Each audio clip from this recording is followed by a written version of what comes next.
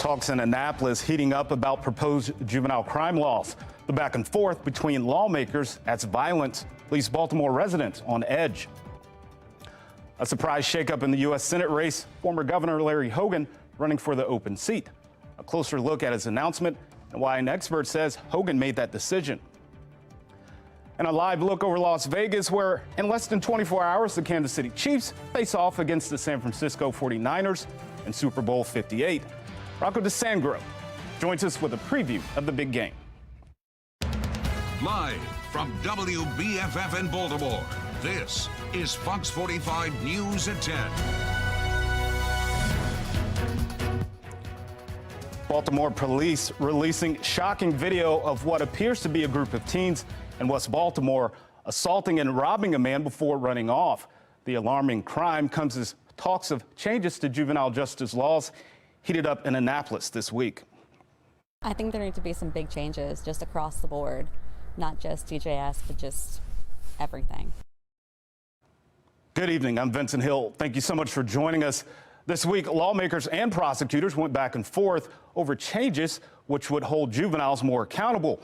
And while some say crimes like this prove there's no time to waste, others say the proposed legislation will do more harm than good.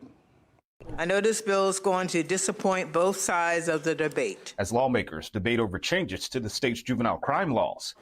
The man is down, was assaulted by 4 people. The disappointment of juvenile crime being felt on the streets of Baltimore. 21-year-old male assaulted, consciously breathing. Baltimore police releasing this video of who they describe as teens assaulting and robbing a man in West Baltimore, about 2 blocks away. And a group of teenage boys jumped out and attacked them. A 77-year-old man beaten during an attempted carjacking, the youngest suspect. A face of a 12-year-old. To the political leaders, they are charged with the protection of the citizens. Back in Annapolis, those political leaders at a crossroad. This bill is about placing the failings of adults on very young children and children accused of committing minor offenses. Under the new legislation, children under 13 would be charged with auto thefts. Currently, children under 13 can only be charged if the theft resulted from a violent car.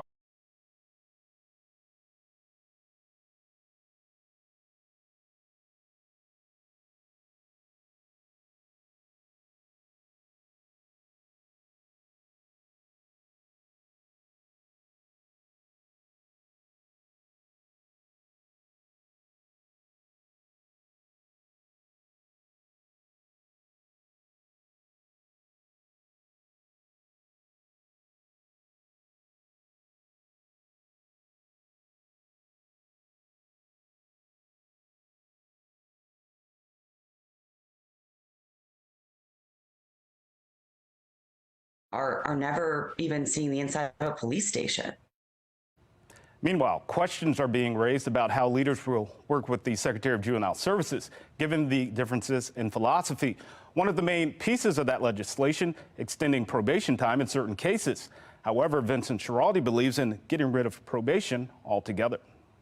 One of the 2 things probation and parole are supposed to do is keep us safer. Parole made us less safer. Probation had no impact.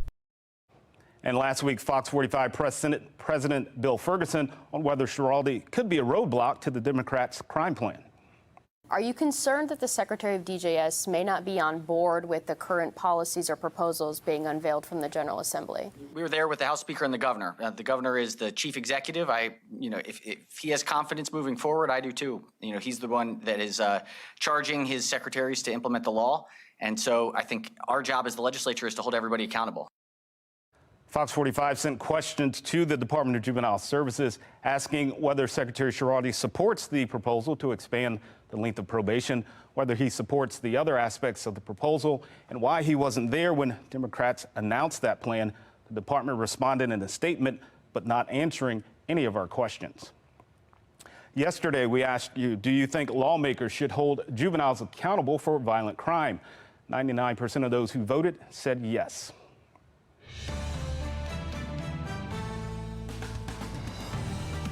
Former Governor Larry Hogan is now running for U.S. Senate, vying to become Maryland's first Republican senator since 1987.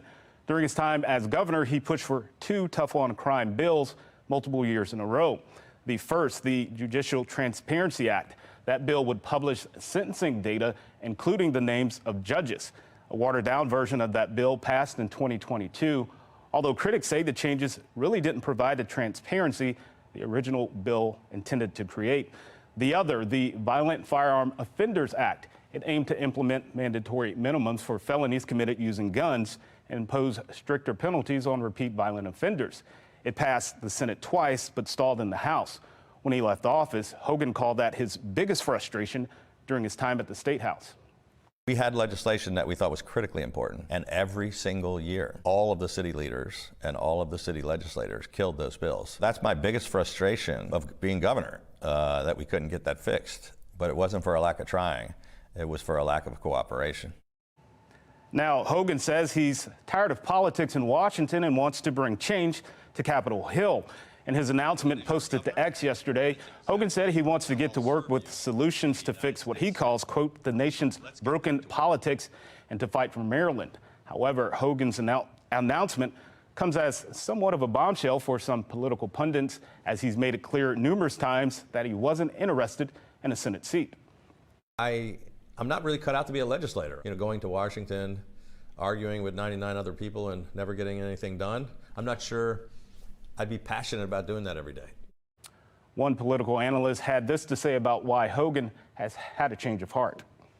I think because the Republican National Committee really twisted his arm in many ways to suggest we're willing to financially help you and support you any way you can, because Republicans want to get a control majority of the Senate. Didi also telling Fox 45 Hogan's announcement could prove to be a major shakeup in a blue state. Fox 45 News is your home for complete coverage of the 2024 election. Stay with us on air and at foxbaltimore.com as we continue to follow the most important races here in Maryland and at the national level. Two teams, one dream, and it's something all 32 NFL teams set out to achieve at the beginning of the season. Super Bowl 58 will pit the Chiefs against the Niners. San Fran eyeing its first Lombardi trophy since '94, while KC looks to go back-to-back. Yeah, I think just the opportunity to have a back-to-back championship. I mean, I got close a couple years ago and fell short in pretty disappointing fashion.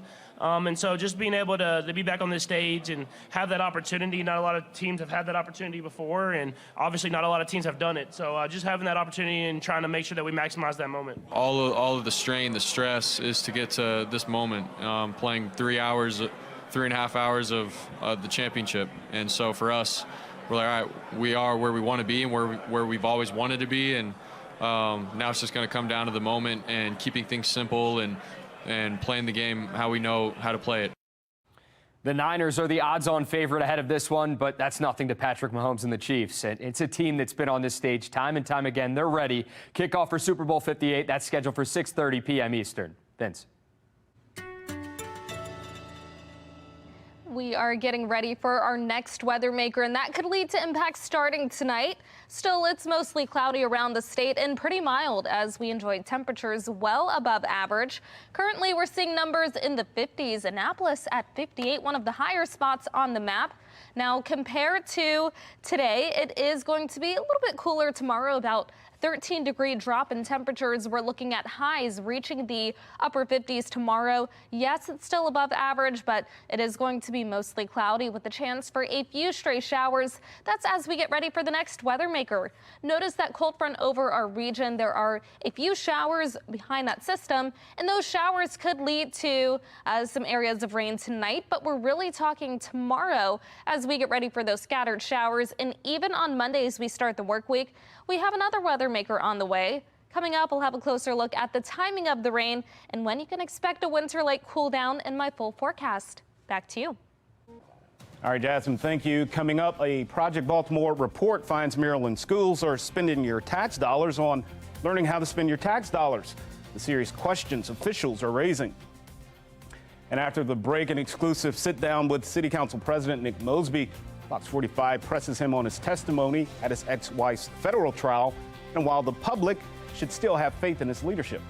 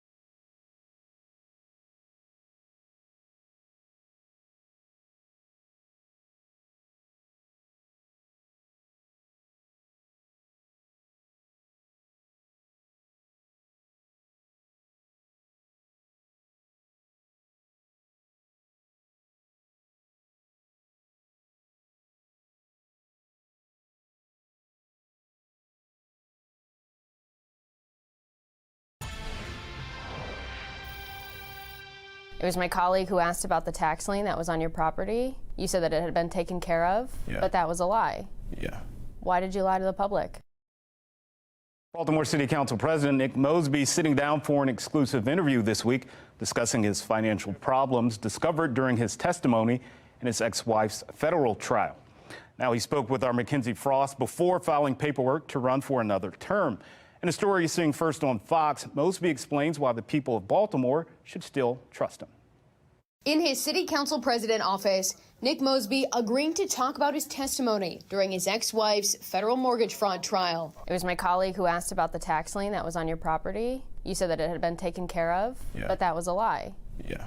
Why did you lie to the public? Well, at the time, I still didn't realize that there was a formal tax lien. I mean, it's a lot of complications with the way it was actually entered, but it was a personal matter, and I should have addressed it as a personal matter. So I regret that, and I think I've said that, and I'll constantly say that. So it's an opportunity for me to grow and learn from that. You remember when I brought you a copy of the tax lien? Everyone has seen the video. Correct. Did you believe that that was real, or did you believe that I was lying when I had a copy of it that day? So that was after I was on a radio show. Yep. Where a reporter, who was the only reporter, I guess, in town who had it, put it out on Twitter. And that sequence of events happened after that. But you told me that you didn't deny the existence of a tax lien that day. Again, I still didn't know there was a tax lien other than from that reporter. So I guess the concern was I didn't know how real what he had put out there or how he got it. But several competent attorneys, tax attorneys, couldn't find it. We found the tax lien at the courthouse, where it was publicly available. During his testimony, federal prosecutors alleged Mosby claimed charitable donations that weren't real. Prosecutors say in 2014, Nick Mosby claimed $21,000 donated to charity. The same year, he was $18,000 behind on mortgage payments and his car was repossessed. In 2015, prosecutors say $15,000 was claimed as a charitable donation when he was nearly $10,000 behind on his mortgage and tens of thousands of dollars behind in taxes. Did you give the 20-some thousand dollars to charities over the years when the federal government says you didn't? Taxes are a personal matter. I use a paid professional tax preparer to do my taxes. I'm not a tax preparer, so I've been open and honest throughout this entire process. That information has been with the federal government for several years now. This was the first time that I've heard that, like you heard it. But again, I was open and honest in court, and I'll continue to be open and honest about the situation. If you're open and honest about it, tell the people of Baltimore, did you donate that money to charity or not? So charitable donations is more than just donations, but what I will say is I used a paid professional tax preparer that I paid to do my taxes and provide the information, and it's ultimately what came out of it. And as president of the city council, Mosby says one of his biggest accomplishments during his first term as council president centers around professionalizing the council. Yeah. How can you professionalize the city office when your personal life is the way it is? So I think that voters are human, and they know that we all have challenges. They know that we all make mistakes. I was 33, 34 years old at the time, really aggressively going after something that was a dream of mine, to become mayor of Baltimore. Is that still your dream?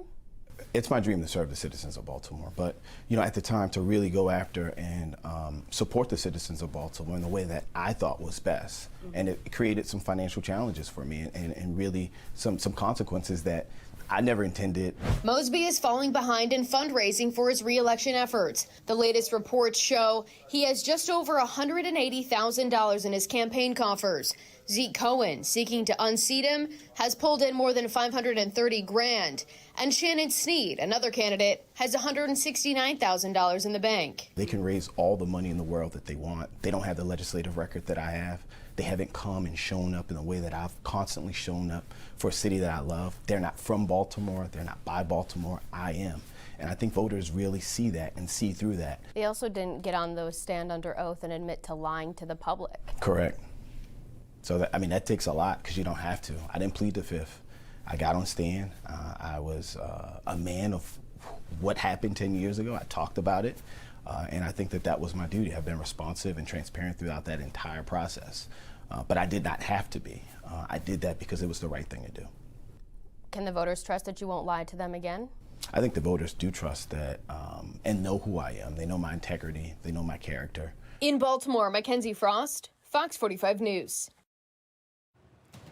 A local nonprofit turning pain into a service that benefits Baltimore residents every day. Coming up, we introduce you to this week's Fox 45 Champion of Courage. President Biden in damage control mode over renewed concerns about his mental acuity. I'm Atra El-Nashar in Washington with how it could affect his re-election campaign.